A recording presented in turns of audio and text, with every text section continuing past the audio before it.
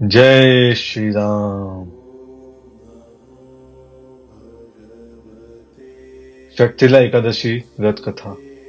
कभी दान न करने वाली एक ब्राह्मणी की कथा। ओम नमो भगवते वासुदेवाय। भगवान श्री कृष्ण के श्रीमुख से एकादशियों का महात्म्य सुनकर श्रद्धा पूर्वक उन्हें प्रणाम करते हुए अर्जुन ने कहा, हे केशव, आपके श्रीमुख से एकादशियों की कथाएं सुनकर मुझे असीम आनंद की प्राप्ति हुई है। हे मधुसूदन, कृपा कर अन्य एकादशियों का महात्म्य सुनाने की भी अनुकंपा करें। हे अर्जुन, अब मैं माघ मास के कृष्ण पक्ष की षट्तिला एकादशी व्रत की कथा सुनाता हूँ। एक बार दालव ऋषि ने पुलत्स्य ऋषि से पूछा, हे ऋषि श्रेष्ठ, मनुष्य मृत्यु लोक में ब्रह्म हत्या आदि महापाप करते हैं तथा दूसरे के धन की चोरी तथा दूसरे की उन्नति देखकर ईर्ष्या आदि करते हैं। ऐसे महान पाप मनुष्य क्रोध, ईर्ष्या, आवेग एवं मूर्खतावश करते हैं। तत्परांत शोक करते हैं कि हाय, यह हमने क्या किया। हे महामुनि, ऐसे मनुष्य को नरक से बचाने का क्या उपाय है? कोई ऐसा उपाय बताने की कृपा करें जिससे ऐसे मनुष्य को नरक से बचाया जा सके, अर्थात उन्हें नरक की प्राप्ति ना हो। ऐसा कौन सा दान पुण्य है जिसके प्रभाव से नरक की यातना से बचा जा सकता है? इन सभी प्रश्नों का हल आप कृपा पूर्वक बताइए। दालव ऋषि की बात सुनकर पुलत्स्य ऋषि ने कहा, हे मुनि श्रेष्ठ, आपने मुझसे अत्यंत गूढ़ प्रश्न पूछा है। इससे संसार में मनुष्य का बहुत लाभ होगा। जिस रहस्य को इंद्र आदि देवता भी नहीं जानते, वह रहस्य मैं आपको अवश्य ही बताऊंगा। माघ मास आने पर मनुष्य को स्नान आदि से शुद्ध रहना चाहिए एवं इंद्रियों को वश में करके तथा काम, क्रोध, लोभ, मोह, ईर्ष्या तथा अहंकार आदि से सर्वथा बचना चाहिए। पुष्य नक्षत्र में गोबर, कपास, तिल मिलाकर उपले बनाने चाहिए।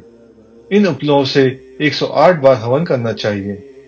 जिस दिन मूल नक्षत्र एवं एकादशी तिथि हो, तब उत्तम पुण्य देने वाले नियमों को ग्रहण करना चाहिए। स्नान आदि नित्य क्रम से देवों के देव भगवान श्री हरि का पूजन व कीर्तन करना चाहिए।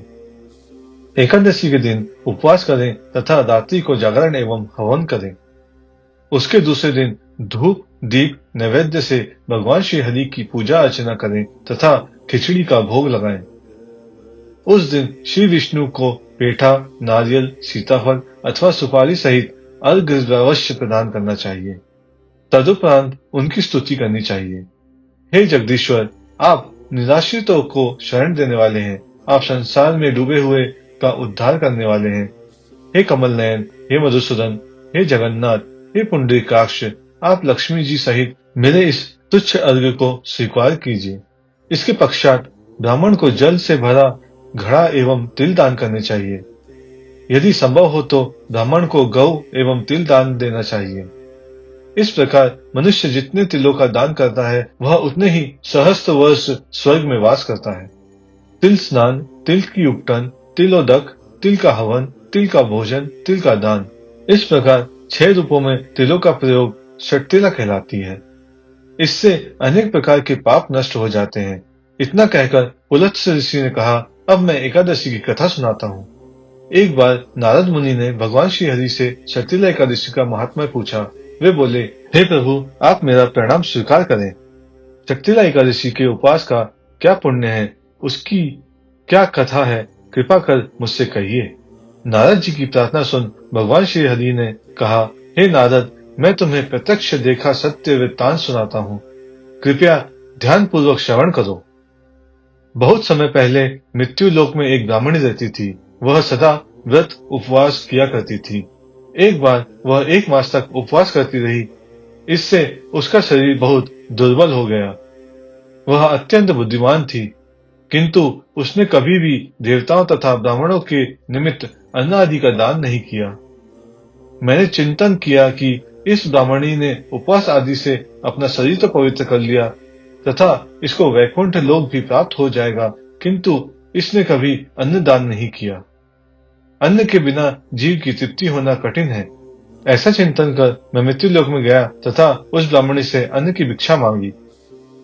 इस पर उस ब्राह्मणी ने कहा, हे योगराज, आप यहाँ किस लिए पधारे हैं? मैंने कहा, मुझे भिक्षा चाहिए। इस पर उसने मुझे एक मिट्टी का पिंड दे दिया। मैं उस पिंड को लेकर स्वर्ग लौट आया।